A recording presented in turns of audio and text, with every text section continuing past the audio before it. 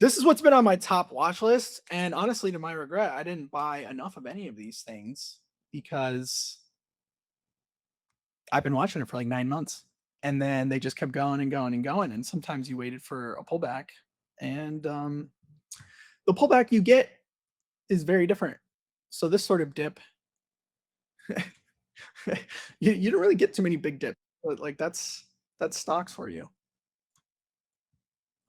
So yes, everyone's kind of been on. I'd say it's funny. I just saw this come onto my feed the last probably week or two, maybe 3 weeks. Everyone's been focused on any of the components, grid infrastructure, AI infrastructure, photonics, whatever, right? XYZ, AI bottleneck, hardware bottleneck, whatever it could be, right? And there's a great reason for that. And it's honestly because we're going through like a huge boom and demand doesn't seem to be slowing down. Under normal circumstances, and I think this is where crypto has kind of jaded some people or confused people for regular equities. One, crypto and like financial technology, fintech, there's only so much innovation that can happen, and it's served, I don't know, 15, 16 years, whatever, 17 years. We've gotten a lot of innovation. More things will come from that. But when you think in terms of what is an actual innovative next generation technology or where all of these things converge, obviously AI.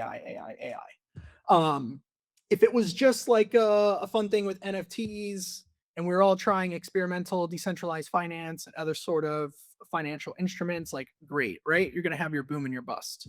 One of the conversations I have with people a lot, and because we don't know where the top will be, we don't know where anything is going to slow down. And in terms of AI, you've got this sort of renaissance of people in art and entertainment, um, coding, engineering. You've got industrial things happening. You've got military things happening. You've got cybersecurity, which goes back to military and government. So there's no way of understanding how this will slow down because when you actually think of the industrial revolution, or they talk about this being like whatever the fourth industrial revolution, this is industrial. This is as industrial as it gets. It's a lot of hard assets, and we literally depend on all of this manufacturing and a lot of whatever rare earth materials, minerals, other things that need to be processed and refined. So the master list of where this goes, and there's plenty of other things that you could buy into or jump into, and they all have their different plays and different moves. I don't know where the top is for any of this. So all I can say is I'm very, very bullish still. Unfortunately, everything's at an all-time high. We'll see if some other, news event comes out, but anytime a great news event has come out, or when I say great news event, I guess I mean crisis, it's basically been a buy the dip. Buy the dip. Why if you buy the dip? Because it seems like the government and cash and interest rates and everything else, it doesn't seem like we can stop. I think the party will stop at some point, but as of right now, the party hasn't stopped.